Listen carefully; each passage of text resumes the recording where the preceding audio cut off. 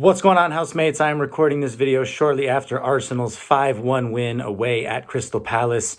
A huge victory for us for a number of reasons. I think first and foremost, just scoring 5 goals, especially at an away ground, is really important for us. We'd only had 1-6 in our last away wins, so it was really about time that we got another win on the road.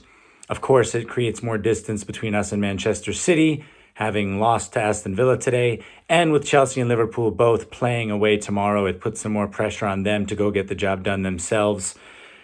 Looking at the game itself, I think that we should, of course, be happy at the end of the day. A 5-1 win is massive. And our starting 11 was strong. We saw our best available starting back line, I think, with Timber, Saliba, Gabriel, and Miles Lewis-Skelly, with Calafiori first coming back to fitness. Midfield of Odegaard, Partey, and Havertz. And then we had Saka, Jesus, and Martinelli up top. Really happy to see Jesus start again. He deserved it, of course.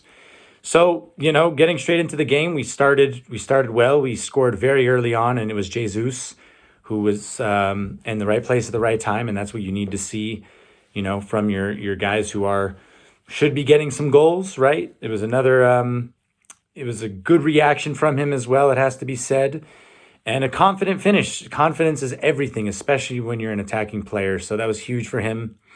We equalized pretty soon after, though, and it was some really poor defending again. It was Thomas Partey and more so maybe William Saliba. Neither of them really committed to Ismail Assar and just gave him the space to bend a shot in, and it was a good finish, to be fair to him. But 1-1.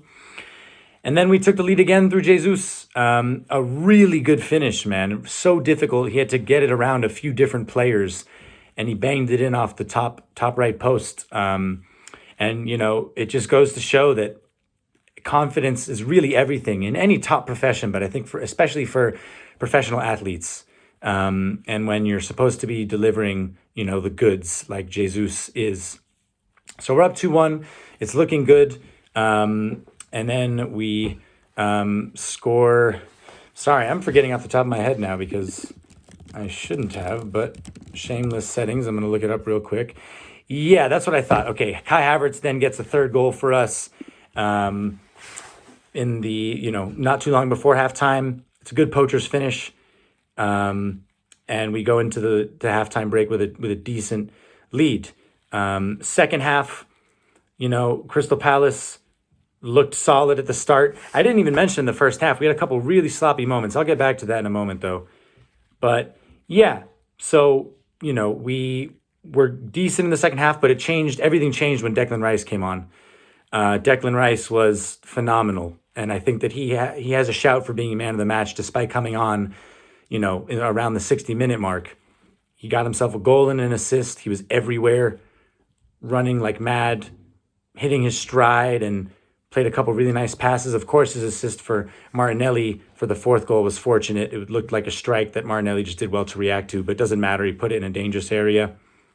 So it was 4-1, and then Rice got a goal himself with a beautiful curled effort of his own. And so, at the end of the day, I'm going to keep this video fairly brief, but in a period where we're coming off the back of a 1-1 draw at Fulham, a 0-0 draw with Everton, we needed one of these games to remind ourselves how capable we are of scoring goals, because it's no secret that we are. We just struggle at times to show it. Now, there were a few moments in the game where I think against a better opponent, we might be punished, right? There were a few sloppy moments. Raya early on giving a risky ball to Partey, and we were lucky that the tackle from Hughes didn't just go straight into the goal. Saliba with a very sloppy giveaway that Mateta should have scored from, it has to be said. Second half as well. So, as great as it is that we scored 5 goals, I do think it is important that we're still mindful of the fact that we have been uncharacteristically messy at the back, and we can't keep doing that if we want to be, in and around first place come May. So that's something to be mindful of. And then, of course, the biggest talking point after the win itself is Bukayo Saka. Came off early in the first half with a hamstring injury. You could see that he felt it go after he played a ball into the box with his right foot. And that's a huge concern because everything good more or less comes through Saka. And we haven't been really tested without him available for longer periods of time. So huge test for us now. Yes, Jesus is finding form at the perfect time for Saka to be out, but now there's a conundrum of who plays at the right wing. I think realistically with Jesus now scoring, it's hard to justify pushing him out wide again. So I think if anything, Martinelli will play right wing. Naturally, Ethan Nwaneri is the right replacement for him, but he hasn't really played there. He's still getting his minutes in. We're being mindful of his load in terms of first team football, especially Premier League football. So I think that realistically, Martinelli's our best bet. I don't think Trossard would be effective from the right. Sterling has shown he's not effective from the right. So it's got to be Jesus or Martinelli, but I think Jesus deserves to ride this wave of form.